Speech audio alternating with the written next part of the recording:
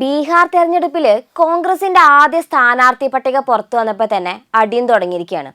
Patna വിമാനത്താവളത്തിലെത്തിയ PCC അധ്യക്ഷനെയും സംസ്ഥാനത്തിന്റെ ചുമതലയുള്ള AICC നിരീക്ഷകനെയും വരെ കയ്യേറ്റം ചെയ്യുന്ന സ്ഥിതിയാണ് ഉണ്ടായിരിക്കുന്നത്. അവിടെ ഒരു മണ്ഡലത്തിൽ മാത്രം 5 കോടിക്ക് സീറ്റ് വിറ്റെന്ന കോൺഗ്രസ് പ്രവർത്തകരുടെ ആരോപണമാണ് ഈ സംഘർഷത്തിന് കാരണമായതെങ്കിൽ എത്രമാത്രം ഇടപാടുകൾ മറ്റ് സീറ്റുകളുടെ കാര്യത്തിലും നടന്നിട്ടുണ്ടാകുന്നത് ചിന്തിച്ചാൽ തന്നെ നമുക്കെല്ലാവർക്കും ബോധക്ഷയം വരും. എന്നെ തല്ലണ്ട, ഞാൻ നന്നാവില്ല എന്നുള്ള അവസ്ഥയൊന്നും കോൺഗ്രസ് ഇതുവരെ കരകയറിയിട്ടില്ലെന്നതിൻ്റെ ഒന്നാന്തരൊരു ഉദാഹരണമായിട്ടാണ് ഈ സംഭവത്തെ ഞാൻ കാണുന്നത്. എന്ത് വിശ്വസിച്ചാണ് ജനങ്ങൾ കോൺഗ്രസിന് വോട്ട് ചെയ്യേണ്ടത് എന്നതിനാണ് നേതൃത്വം ഇനി മറുപടി പറയേണ്ടത്. പൊതു തെരഞ്ഞെടുപ്പിനെ പോലും ഒരു ബിസിനസ്സാക്കി മാറ്റുന്നവർ ഏത് മുന്നണിയുടെ ഭാഗമായാലും അത് ആ മുന്നണിയുടെ വിശ്വാസ്യതയെ കൂടിയാണ് ബാധിക്കുക. അത് ബീഹാറിലായാലും കേരളത്തിലായാലും ഒരുപോലെ തന്നെയാണ് ജനങ്ങൾ വിലയിരുത്താൻ പോകുന്നത്.